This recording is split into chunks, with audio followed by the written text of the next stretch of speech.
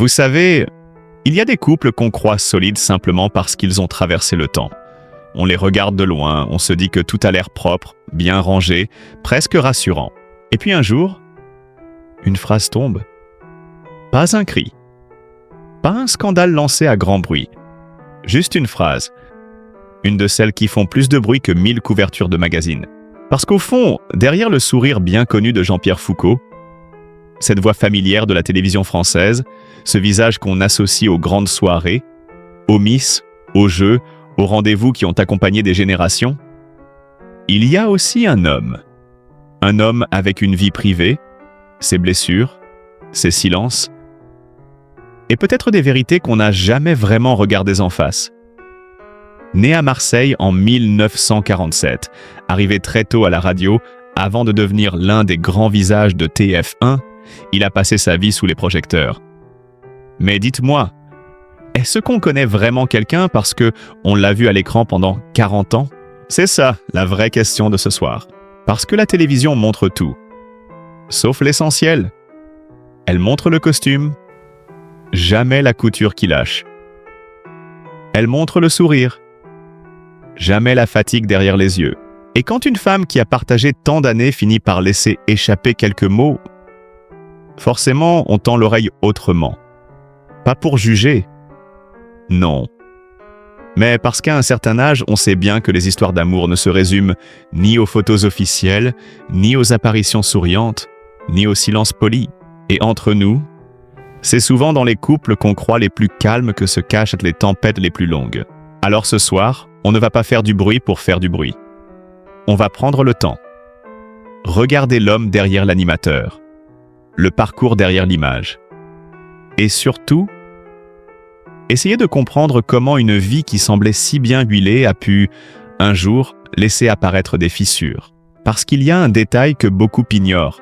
L'histoire de Jean-Pierre Foucault, côté cœur, ne commence pas hier. Et la relation qui l'unit à Evelyne Jarre remonte à 1983, après une rencontre racontée publiquement comme un vrai coup de foudre. Alors quand un couple dure plus de 40 ans, qu'est-ce qu'il protège vraiment? L'amour, l'habitude, la pudeur, ou simplement le besoin de tenir debout? Moi, je vais vous dire une chose. Quand un homme a passé sa vie à distribuer des émotions aux autres, à animer les grands soirs, à faire briller les autres sous la lumière, j'ai toujours envie de savoir ce qu'il reste une fois le plateau vidé. Et là, croyez-moi, ce qu'on va découvrir est peut-être bien plus humain que ce que les gros titres racontent. Avant de parler des silences, il faut d'abord parler de l'homme. Parce que Jean-Pierre Foucault, ce n'est pas seulement un sourire de plateau ou une phrase culte lancée sous les projecteurs. C'est d'abord un enfant de Marseille, né le 23 novembre 1947, dans une ville qui ne vous apprend pas seulement à parler fort, mais aussi à encaisser, à tenir, à ne pas trop montrer quand ça tremble dedans. Les biographies publiques rappellent justement ce lien très fort avec Marseille, presque viscéral, comme si cette ville ne l'avait jamais vraiment quitté, même quand la télévision l'a emporté très loin. Et souvent, quand on regarde un homme qui a tant occupé l'espace médiatique, on oublie qu'avant la lumière, il y a eu une histoire familiale lourde, profonde, presque romanesque. Le père de Jean-Pierre Foucault, Marcel Foucault, a été reconnu à titre posthume juste parmi les nations pour avoir aidé des Juifs pendant la guerre. Ce n'est pas un petit détail de biographie qu'on glisse entre deux émissions télé. Non. C'est le genre d'héritage silencieux qui laisse une trace dans une famille entière. Et quand on grandit avec une mémoire pareille, on apprend très tôt que derrière les apparences, il y a toujours plus grave, plus noble, et parfois plus douloureux aussi. Puis la vie avance. La radio arrive, ensuite la télévision. Et peu à peu, Jean-Pierre Foucault devient cette voix qu'une partie de la France reconnaît presque les yeux fermés. Le grand public l'associe surtout à Sacrée Soirée, à Qui veut gagner des millions, à Miss France. Ce ne sont pas juste 3 titres alignés sur un CV. Ce sont 3 époques, 3 ambiances, 3 générations de téléspectateurs qui ont grandi avec lui sans même s'en rendre compte. Sacrée Soirée l'installe durablement comme une figure majeure de TF1. Miss France l'inscrit dans le rituel populaire de décembre depuis 1995 et Qui veut gagner des millions lui donne cette place rare, celle d'un animateur qu'on n'écoute pas seulement pour le jeu, mais pour la présence. Et ça, ce n'est pas donné à tout le monde. Parce qu'il y a des animateurs très connus. Puis il y a ceux qui entrent dans les habitudes de vie. Jean-Pierre Foucault, c'est un peu ça. Une voix qui annonce le grand soir. Une présence qui rassure. Une manière de tenir l'écran sans en faire trop. Et, entre nous, dans un monde où beaucoup parlent plus fort qu'ils ne pensent, cette sobriété-là, ça compte. Ça marque. Mais sa vie ne s'est pas résumée au travail. Il y a aussi eu l'homme privé, le père, le compagnon, l'ancien mari. Les sources publiques rappellent qu'il a eu une fille, Virginie Foucault, née de son union avec Marie-Josée Tramoni, sa première épouse. Et puis, au début des années 1980, un tournant sentimental arrive. En 1983, il rencontre Évelyne Jarre, avec qui il partage sa vie depuis. Plus de 40 ans de route commune. Dit comme ça semble presque simple, presque évident. Mais vous et moi, on sait bien qu'aucune histoire de plusieurs décennies n'est simple. Une durée, à elle seule, ne raconte jamais tout. C'est même là que les choses deviennent intéressantes. Parce qu'on a souvent cette mauvaise habitude de croire que la longévité est une preuve automatique de bonheur. Comme si rester voulait forcément dire aimer sans faille. Comme si durer voulait dire être épargné. Franchement, qui peut croire ça à notre âge ? Un couple de 40 ans, ce n'est pas une carte postale, c'est une construction. Parfois un refuge, parfois une discipline, parfois un arrangement fragile entre l'amour, la fatigue, les concessions, les absences et cette fameuse pudeur de génération qui fait que on tait beaucoup de choses. Jusqu'au jour où certaines finissent par ressortir autrement. Ce qui me touche chez Jean-Pierre Foucault, c'est justement ce contraste. D'un côté, l'homme public, impeccable, cadré, maîtrisé. De l'autre, une vie forcément traversée par des secousses comme tout le monde. Peut-être plus encore parce que la célébrité ajoute une couche étrange. Elle oblige à sourire même quand le cœur, lui, n'a pas signé pour ça. Et ça, beaucoup de gens ne le voient jamais. Ils regardent la façade. Ils oublient la charge que représente le fait d'être, pendant des décennies, une figure rassurante pour les autres. Et puis il y a ce détail que je trouve fort, presque cruel d'une certaine manière. Plus une personne devient familière à l'écran, moins on imagine sa part d'ombre. Comme si la célébrité fabriquait une illusion de transparence. On croit connaître. En réalité, on reconnaît seulement un visage. Alors la vraie question, la voilà. Qu'est-ce qui se passe dans une vie quand l'image publique est tellement solide qu'elle finit par étouffer ce qui se joue en privé ? Moi, si je suis honnête, je me dis que ça doit être épuisant. Être aimé de tout un pays et rester malgré tout incompris dans ce qu'on traverse chez soi.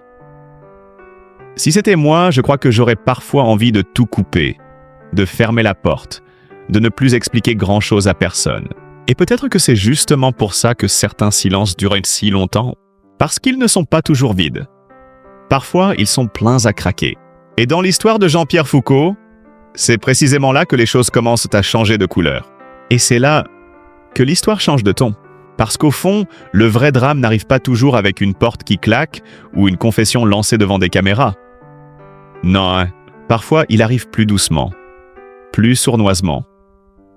Il s'installe dans les détails, dans la fatigue, dans les épreuves qu'on traverse sans tout raconter, dans ces phrases qu'on prononce à moitié et qui en disent moins de plus qu'un grand discours. Avec Jean-Pierre Foucault, ce qui frappe, ce n'est pas une scène spectaculaire, c'est justement l'inverse. Pendant des années, tout a donné l'impression d'un couple discret, presque protégé du vacarme extérieur. On ne les a jamais vus transformer leur histoire en feuilleton. Très peu de confidences, très peu d'étalage. Et quand Évelyne Jarre apparaît publiquement à ses côtés, c'est plutôt dans la retenue que dans l'explosion. En mai 2025, sur le plateau de Vivement Dimanche, tous les deux ont surtout raconté leur rencontre du 21 mars 1983, ce fameux croisement de regards dans un avion, avec ce ton tendre des histoires qui ont traversé le temps. Les récits publics disponibles montrent donc moins une grande révélation qu'une parole rare, mesurée, presque pudique. Et c'est peut-être ça qui intrigue autant. Parce qu'à partir d'un certain âge, on comprend une chose très simple. Les couples les plus silencieux ne sont pas forcément les plus paisibles. Ils sont parfois juste d'une autre génération.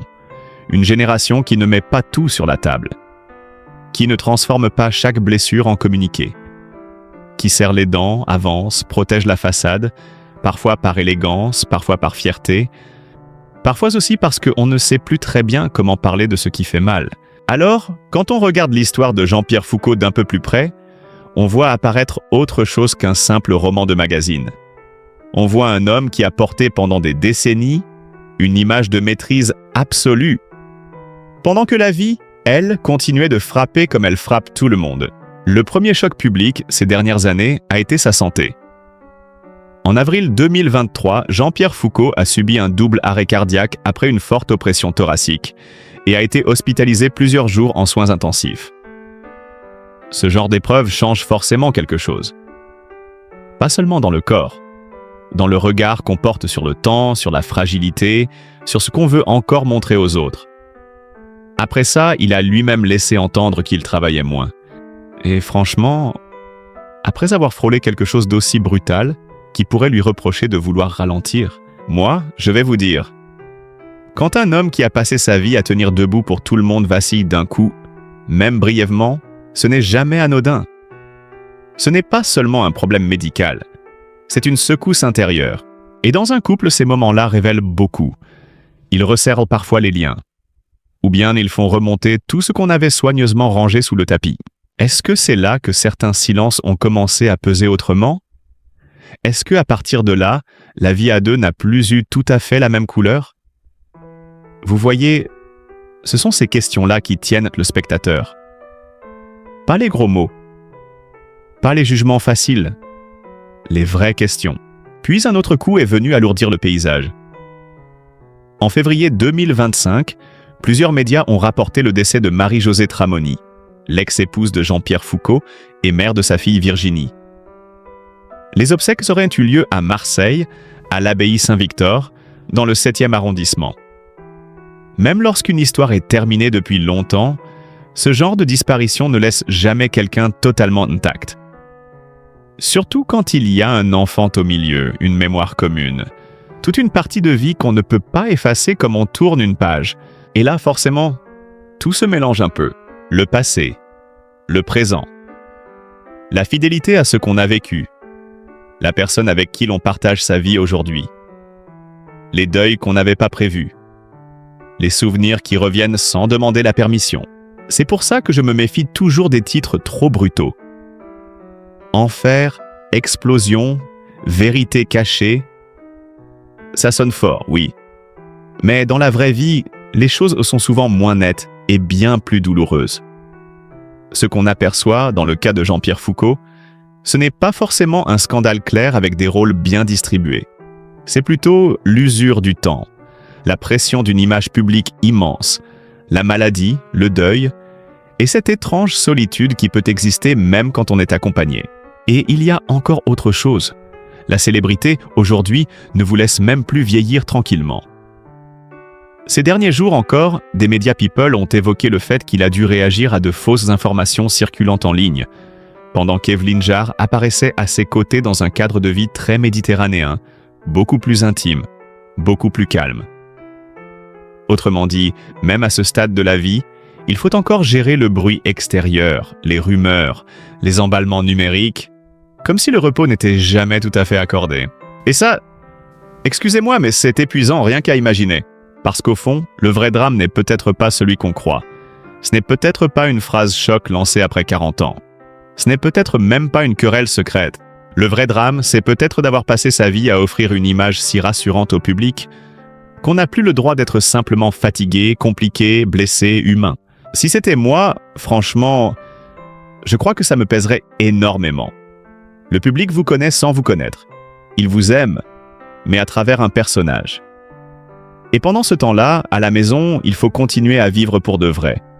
Avec les rendez-vous médicaux, les absences, les souvenirs, les deuils, les habitudes qui sauvent et celles qui abîment. Alors oui, la tension de cette histoire est là. Dans ce décalage presque cruel entre l'homme public toujours impeccablement cadré et la vie intime, forcément plus fragile, plus rugueuse, plus silencieuse. Et c'est à partir de ce point précis que tout devient plus troublant. Parce que lorsqu'on met côte à côte le Jean-Pierre Foucault triomphant des grandes années TF1 et l'homme d'aujourd'hui, plus exposé à la fatigue du temps, aux pertes, aux rumeurs et à la pudeur des longues histoires, on ne voit plus seulement une célébrité. On voit une trajectoire. Et peut-être même un avertissement, car parfois ce n'est pas la chute qui raconte le mieux une vie. C'est la manière dont on essaie encore de tenir debout. Quand on regarde Jean-Pierre Foucault dans les archives, on voit presque une autre époque à lui tout seul. On voit la télévision des grands rendez-vous. La télévision qui brillait fort. La télévision où un animateur entrait sur un plateau comme on entre dans un salon immense, avec de l'assurance, du rythme, une élégance tranquille, et cette manière très particulière de donner au public l'impression qu'il était à sa place. Né à Marseille le 23 novembre 1947, il s'est imposé au fil des années comme une figure majeure du paysage audiovisuel français, notamment avec Sacrée Soirée, Miss France et Qui veut gagner des millions. Ce n'est pas seulement une carrière longue, c'est une présence qui a accompagné plusieurs générations. Et ce qui est frappant, justement, c'est ce contraste. Autrefois, Jean-Pierre Foucault incarnait une forme de maîtrise totale. Le costume était net, la voix était posée, le regard ne tremblait pas. Même quand l'émission bougeait, lui restait stable. Il faisait partie de ces animateurs qui ne donnaient jamais l'impression d'être dépassés par le direct. Et à l'écran, cette maîtrise-là finit toujours par créer une illusion. On se met à croire que l'homme est aussi solide que le personnage. Mais le temps, lui, ne respecte pas les personnages. En 2018 à 2019, quand il a décidé de passer la main pour Qui veut gagner des millions, il l'a dit très simplement. Il était bon de temps en temps de penser à soi, à ses proches, à sa famille. Dit comme ça, c'est sobre, presque banal. Pourtant, derrière une phrase pareille, il y a déjà tout un basculement. Un homme qui a beaucoup donné au métier commence à regarder ailleurs, pas vers la gloire d'après, non, vers quelque chose de plus simple, plus rare aussi, le droit de ralentir. Et ça, franchement, je trouve que c'est souvent là que la vérité d'une vie commence à apparaître. Parce qu'avant, il y avait la cadence, les plateaux, les enchaînements, les horaires, les rendez-vous presque rituels avec le public. Aujourd'hui, l'image qui revient plus souvent, c'est celle de Carrie Le Rouet, de cette vie plus retirée en Provence, auprès d'Evelyne Jarre, sa compagne de longue date, rencontrée en 1983 alors qu'elle était hôtesse de l'air. Les sources publiques racontent leur rencontre comme un coup de foudre né dans un avion, puis une vie commune construite loin du vacarme parisien, dans le sud, près de Marseille. Rien que ce décor raconte déjà quelque chose. Le Jean-Pierre Foucault du grand écran et l'homme du bord de mer ne sont pas opposés. Mais ils ne vivent-ils plus à la même vitesse? Et peut-être que le vrai sujet est là. Ce n'est pas seulement « que s'est-il passé dans son couple ?» C'est aussi « que devient un homme quand le bruit extérieur baisse enfin un peu ?» Parce que tant que la machine tourne, beaucoup de choses restent en suspens. On avance, on assure, on reporte, on tient grâce au mouvement. Mais quand le mouvement ralentit, tout remonte autrement. La fatigue remonte, les questions remontent notées, les blessures aussi, parfois. Le passage le plus fort, à mes yeux, c'est évidemment cet épisode de 2023, quand Jean-Pierre Foucault a révélé avoir subi un double arrêt cardiaque après une forte oppression thoracique. Après un choc pareil, il est difficile d'imaginer que rien ne change. Même si l'on revient, même si l'on sourit, même si l'on dit que l'on revit comme avant, on ne revient jamais tout à fait pareil d'un moment où le corps rappelle brutalement que le temps n'est plus théorique. Et là, la comparaison avec l'homme d'avant devient presque bouleversante. Avant, Jean-Pierre Foucault était celui qui donnait le tempo. Aujourd'hui, on sent davantage un homme qui doit écouter le tempo que la vie lui impose. Avant, il accompagnait les émotions des autres. Aujourd'hui, il doit aussi composer avec les siennes. Avant, il représentait le grand rendez-vous télévisuel. Aujourd'hui, il représente presque autre chose. Une forme de vieillissement public, digne mais forcément exposé, où chaque fatigue, chaque absence, chaque rumeur peut devenir un sujet. Et c'est peut-être ça qui me touche le plus, parce qu'on parle souvent des stars comme si elles devaient rester identiques à elles-mêmes pour nous rassurer. On veut retrouver la même voix, le même sourire, la même posture. Comme si le temps devait glisser sur elles sans laisser de traces. Mais enfin, quelle injustice! Nous, on a le droit de vieillir dans nos maisons avec nos fragilités, nos jours avec, nos jours sans. Eux, non. Eux vieillissent aussi sous le regard des autres. Et ce regard-là n'est pas toujours tendre. Ces dernières années encore, Jean-Pierre Foucault a dû réagir publiquement à des intox et à l'usage frauduleux de son image. Autrement dit, même après avoir tant donné à la télévision, même après avoir réduit certaines activités, même à un âge où beaucoup aspirent juste à la paix, il faut encore se défendre du vacarme numérique. Il faut encore corriger, encore démentir, encore montrer qu'on est là mais pas comme on le raconte. Vous voyez où je veux en venir ? Le contraste entre le passé et le présent n'est pas seulement esthétique. Ce n'est pas juste « avant il animait des grandes soirées, maintenant il vit plus calmement ». Non, c'est plus profond. Avant il portait une image. Maintenant il porte aussi son âge, sa santé, son histoire, ses pertes, ses souvenirs. Et ce poids-là ne se maquille pas avec une belle lumière de plateau. Il y a aussi dans cette comparaison quelque chose de très émouvant concernant sa relation avec Evelyne. On sait qu'ils se sont rencontrés en 1983 et qu'ils ont construit une famille recomposée avec leurs 2 filles respectives. Plus de 40 ans de vie commune, ce n'est pas rien. Et justement, plus une histoire dure, moins elle peut être résumée en mots simples. Il y a forcément eu des jours lumineux, des jours lourds, des compromis, des fidélités, des agacements, des peurs, peut-être des non-dits aussi. Une longue histoire n'est jamais lisse. Elle est vraie précisément parce qu'elle est usée par le temps. Alors quand certains titres parlent comme si tout pouvait se résumer à une formule brutale, moi je me méfie. La vérité d'une vie à deux, surtout après tant d'années, n'entre pas dans un mot. Et la vérité d'un homme comme Jean-Pierre Foucault n'entre pas non plus dans son personnage public. C'est peut-être pour ça que cette histoire touche autant de monde. Pas parce qu'elle serait exceptionnellement scandaleuse, mais parce qu'elle ressemble au fond à quelque chose que beaucoup de gens connaissent, sans toujours savoir le dire. Le décalage entre ce qu'on a montré pendant des années et ce qu'on ressent vraiment quand le temps passe. Si c'était moi, je crois que c'est cette partie-là qui me bouleverserait le plus. Pas la rumeur, pas le bruit, pas le titre choc. Non, le moment où l'on comprend que derrière l'homme que tout le monde croyait connaître, il y avait peut-être surtout quelqu'un qui essayait, comme tant d'autres, de tenir son cap avec élégance pendant que la vie, elle, devenait de plus en plus lourde. Et au fond, n'est-ce pas souvent ça, le vrai courage ? Continuer à sourire sans nier la fatigue. Continuer à aimer sans prétendre que tout est simple. Continuer à avancer sans faire croire que rien ne s'est fissuré. Et maintenant, il faut peut-être poser les choses plus calmement. Parce qu'après tout ce qu'on vient de traverser ensemble dans cette histoire, il y a une tentation très facile. Celle de chercher un coupable, une phrase choc, une vérité définitive. Un mot dur, un mot qui claque, un mot qui résume tout. Mais la vraie vie, surtout à cet âge-là, refuse presque toujours de se laisser enfermer dans un titre. Jean-Pierre Foucault, c'est un homme né en 1947 à Marseille, qui a traversé des décennies de télévision, de succès, d'exposition publique, et qui partage sa vie avec Evelyne Jarre depuis 1983 selon les récits publics disponibles. Rien que cela devrait déjà nous rendre prudents, avant de juger trop vite ce qu'on ne voit pas entièrement.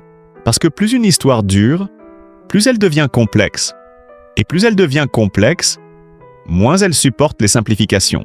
Je crois qu'à partir d'un certain âge, on finit par comprendre quelque chose que la jeunesse refuse souvent d'entendre. Aimer longtemps, ce n'est pas vivre dans un roman, c'est traverser des saisons, des très belles, des lourdes, des injustes, des silencieuses. Il y a les jours où l'on se choisit encore, et puis il y a les jours où l'on tient sur tout parce qu'on a choisi trop de choses ensemble pour tout balayer d'un revers de la main. Et ça, franchement, ça mérite du respect, même quand tout n'est pas parfait. Surtout quand tout n'est pas parfait. Quand on pense à Jean-Pierre Foucault, on pense à la maîtrise, à cette façon d'occuper un plateau sans jamais paraître débordé, à cette voix rassurante qui a accompagné les grandes soirées populaires, de sacrées soirées à Miss France, en passant par Qui veut gagner des millions. Mais l'homme qui tient l'écran n'est jamais exactement le même que celui qui rentre chez lui le soir. Et peut-être que notre erreur, à nous, public fidèle, c'est d'avoir parfois confondu présence et invincibilité. Car non, un homme connu n'est pas un homme protégé. Non, une longue relation n'est pas une relation sans faille. Non, vieillir dans la lumière ne rend pas les fragilités plus faciles à porter. Il y a des vies qu'on regarde de loin, et puis il y a des destins qu'on devrait apprendre à regarder avec un peu plus de tendresse.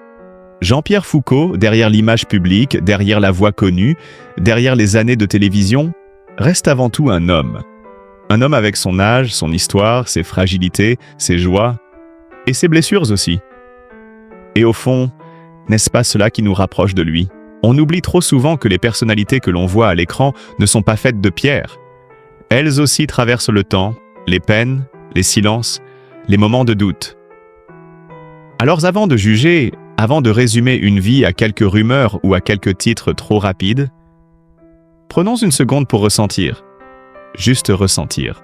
Parce qu'un homme qui a accompagné tant d'années de notre mémoire mérite peut-être, aujourd'hui plus que jamais, un peu de douceur, un peu de respect et beaucoup d'humanité. Si cette histoire vous a touché, si vous aussi vous pensez qu'il faut parfois regarder les êtres connus avec le cœur un peu plus ouvert, alors laissez un petit like, partagez cette vidéo autour de vous et abonnez-vous à la chaîne. Cela aide énormément, bien sûr. Mais surtout, cela permet de continuer à raconter ces histoires, donc avec calme, avec respect et avec cette émotion simple qui nous relie tous. Merci d'être là et surtout, prenez soin de ceux que vous aimez.